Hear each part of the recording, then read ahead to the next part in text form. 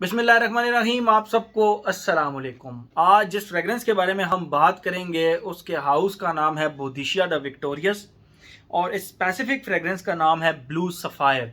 मेरे बहुत सारे भाई मुझे इसके बारे में रिक्वेस्ट करते थे, ठीक है। उन्होंने कहा दिल भाई आपने अजराक तो रिव्यू किया है तो उसकी भी ब्लू बॉटल है, तो ये जो ब्लू सफ़ायर है इसकी भी ब्लू बॉटल है और एक इसमें आई थिंक एक्वा सफ़ायर आता है, तो उसका भी मुझे बहुत ज़्यादा लोग कहते हैं रिव्यू का। लेकिन ब्लू सफ़ायर वकास अहमद के पास अवेलेबल थी तो मैंने सोचा मैं इसका रिव्यू आप लोगों के लिए बनाता हूँ। ये रहा इसका बॉक्स और ये जो स्लीव है ना ये इसके बॉक्स के ऊपर मुकम्मल होती है। मैं इसको चढ़ाऊंगा नहीं क्योंकि फिर इसको उतारना थोड़ा मुश्किल होता है। फिर ये इसका स्लीव है जो कि इस तरह का होता है और इस पे सामने हाउस का नाम लिखा हुआ है बोधिशिया द विक्टोरियस और ये नीचे फ्रेग्रेंस का नाम लिखा हुआ है जॉइंट राइटिंग में ब्लू सफ़ायर। बड़ी ज़बरदस्त 100 ml की बॉटल ये इसका हो गया और ये बोधिशिया द विक्टोरियस का ऊपर लोगो हो गया। एंड बैक साइड पे आप देख सकते हैं थोड़ी सी ब्रांडिंग है। टॉप के ऊपर कुछ भी नहीं, बॉटम के ऊपर कुछ भी नहीं, जस्ट एक स्टिकर लगा हुआ है 21618 जो कि इसका आई थिंक बैच कोड है, आप देख सकते हैं, ठीक है। ये इसका टोटल स्लीव हो गया।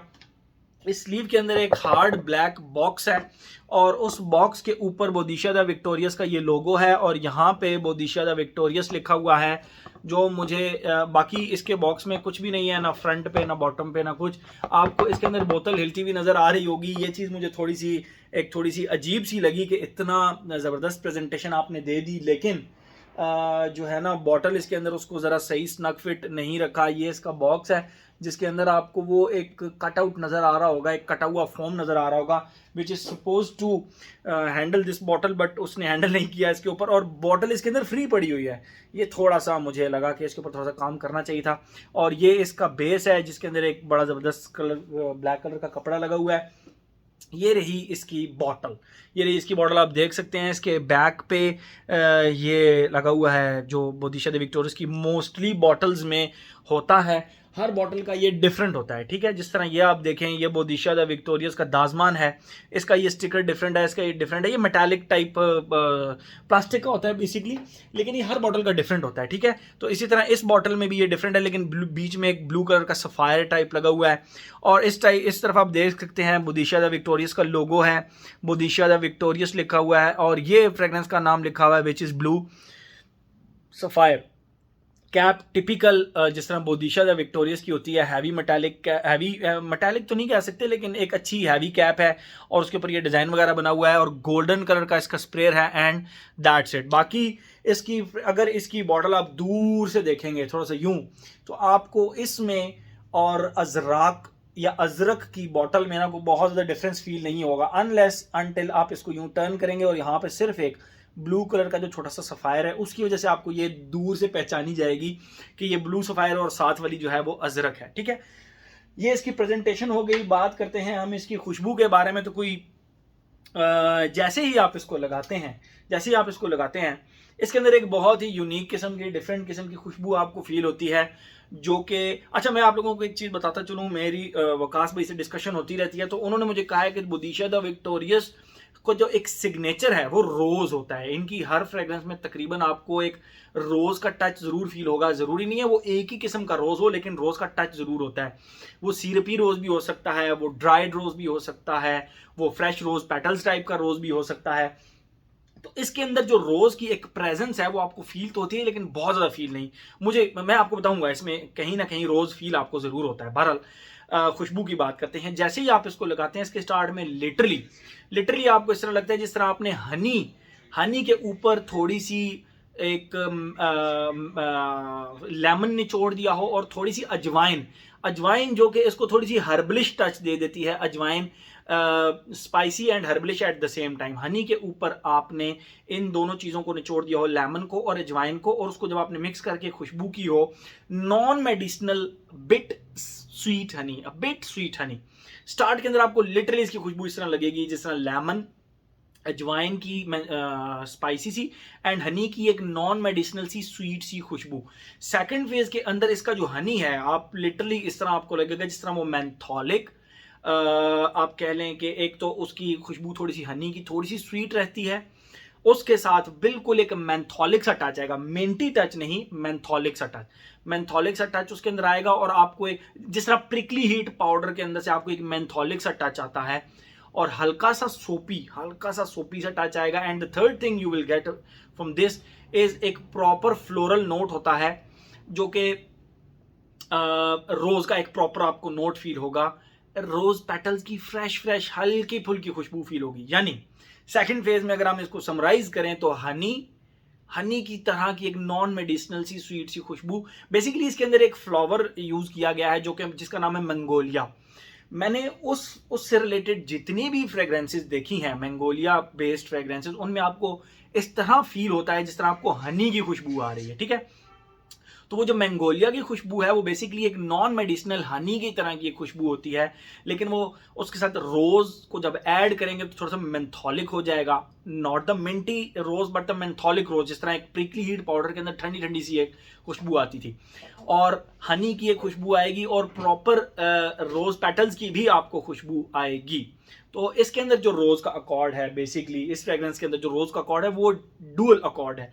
आप एक मेंथोलिक रोज भी कह सकते हैं जो कि एक प्रिकली हीट पाउडर की तरह है, और आप एक वो रोज भी कह सकते हैं जो कि एक ड्राइड रोज की एक खुशबू होती है। ड्राइड रोज की एक फीकी सी स्पाइसी सी एक खुशबू होती है। ठीक है, थर्ड फेज के अंदर जाकर आपको लिटरली इस तरह फील होगा जिस तरह एक बहुत ही जबरदस्त ऊद के ऊपर आपने बिल्कुल और ऊद भी इसका इंकी स्कैंकी ऊद नहीं है, एक बहुत ही बैलेंस्ड किस्म का, एक बहुत ही रिफाइंड किस्म का एक ऊद है जिसमें इंकी सा टच तो हल्का फुल्का है, लेकिन वुडी स्ट्रक्चर बहुत ज्यादा है। स्पाइसी वुडी स्ट्रक्चर है उस ऊद का।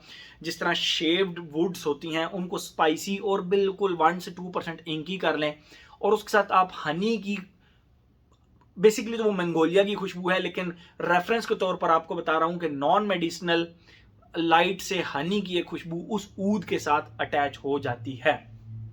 अब यहां पे एक चीज बताता चलूं, मुझे इस फ्रेग्रेंस ने अब्दुल समद अल कुरैशी का एक अतर याद दिला दिया जिसका नाम है अल विसाम ब्लेंड।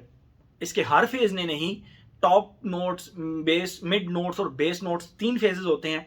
मुझे मिड नोट्स के अंदर जहां पे मैंने आपको वो मंगोलिया फ्लावर की और रोज की एक खुशबू बताई है, यानी हनी और रोज के जो 2 अकॉर्ड्स बताए हैं आपको, वहां पर मुझे इसने अब्दुल समद अल कुरैशी के अल विसाम ब्लेंड की याद दिलाई। मतलब मुझे अदरवाइज इसने किसी परफ्यूम की याद नहीं दिलाई। This is a totally different fragrance. वो तमाम मेरे भाई जो कि एक डिफरेंट सी और एक जबरदस्त सी फ्रेग्रेंस इस्तेमाल करना चाहते हैं तो उनके लिए ये बेस्ट है। अगर आप लोगों ने अब्दुल समद अल कुरैशी का अल विसाम ब्लेंड इस्तेमाल किया है तो समहाउ इसके सेकंड फेज के अंदर यानी मिड नोट्स के अंदर आपको वो थोड़ा बहुत फील होगा। अदरवाइज आपको ये बहुत ही यूनिक और बहुत ही डिफरेंट सी फ्रेग्रेंस लगेगी। ये तो होगी इसकी खुशबू।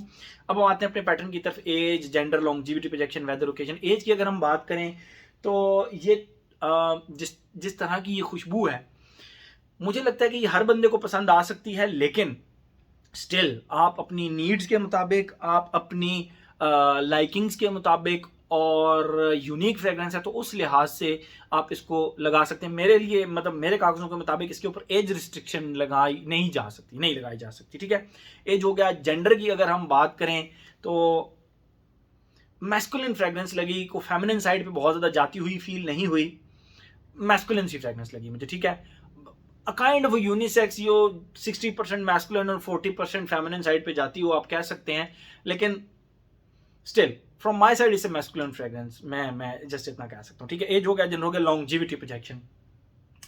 मुझे इस फ्रेग्रेंस की जो लॉन्जिविटी मिली, अब मैंने इसको 3 से 4 दफा लगाया और हर दफा मुझे आउटडोर्स कोई ना कोई मतलब काम पड़ जाता, धूप के अंदर, आउटडोर्स एक एनवायरनमेंट के अंदर। तो आप लोगों को ये चीज़ पता है कि जब भी आप आउटडोर्स जाएंगे आपके ऊपर कोई भी जो फ्रेग्रेंस है वो बहुत ज़्यादा परफॉर्म नहीं करेगी। चाहे आप करोड़ रुपए की भी फ्रेग्रेंस ले लें, आउटडोर्स फ्रेग्रेंस परफॉर्म नहीं करती। जब आपका एक्सपोजर सन के साथ हो, जब आपका एक्सपोजर हीट के साथ हो, जब आपका एक्सपोजर ह्यूमिडिटी के साथ हो। 12 कट द स्टोरी शॉर्ट, 7 घंटे की मुझे इसने लॉन्जिविटी दी। कुछ लोग कहेंगे कि दिल भाई हम पे तो 2-2 दिन चलती है, चलती होगी भाई, मुझ पर शायद मेरी बॉडी केमिस्ट्री के साथ मैच नहीं की, तो मुझ पर इसकी जो लॉन्जिविटी है वो बस इतनी कोई है।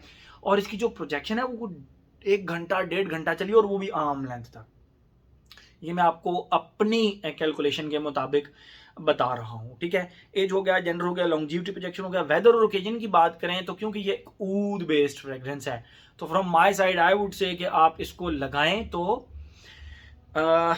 फॉल एंड विंटर में लगाएं, और गर्मियों में रात को तो लगा सकते हैं, लेकिन रोज और जो हनी की खुशबू है उसकी वजह से फॉल एंड विंटर में मेरे ख्याल में आपको ज़्यादा मज़ा करेगी ये फ्रेग्रेंस। और अगर हम बात करें इसके ओकेजन की, तो आप इसको हर जगह पर लगा जा सकते हैं, सिवाय जिम के अलावा आप इसको हर जगह पर लगा सकते हैं। तो मेरे ख्याल में हर एस्पेक्ट इसका हमने कवर कर, हाँ, age, gender, longevity projection, weather, occasion, हर एस्पेक्ट इसका हमने कवर कर लिया। तो ये था जी हमारा बोधिशिया द विक्टोरियस का blue sapphire. Thank you so much.